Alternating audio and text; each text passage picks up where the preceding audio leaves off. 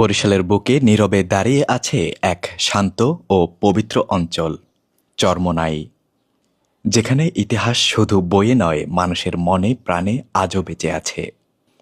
ঊনবিংশ শতাব্দীর শেষ দিকে এখানে প্রতিষ্ঠিত হয় চরমোনাই দরবার শরীফ।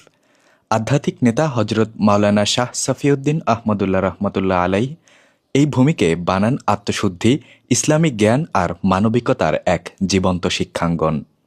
তার প্রতিষ্ঠিত এ দরবারে পড়ে নেতৃত্ব দেন হজরত মাওলানা জাকারিয়া চরমোনাই রহমতুল্লাহ আলাই।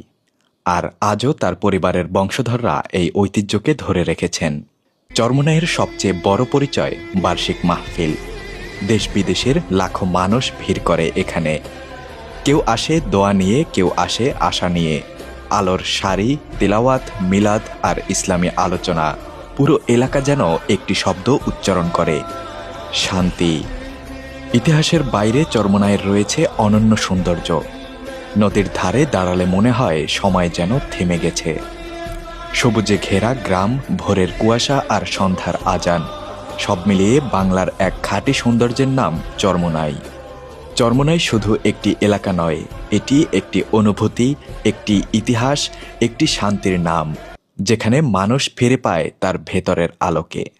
এলো রে এলো মাহফিলে সরসিনা, ও মুসলমান ভাই চলো সরসিনা মাহফিলে যাই।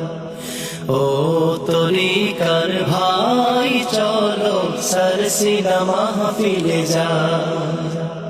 সেথায় তোমার হবে রে ভাই, সেথায় তোমার হবে রে ভাই, দুকুলের ভালাই চলো সরসিনা মাহফিলে যাই।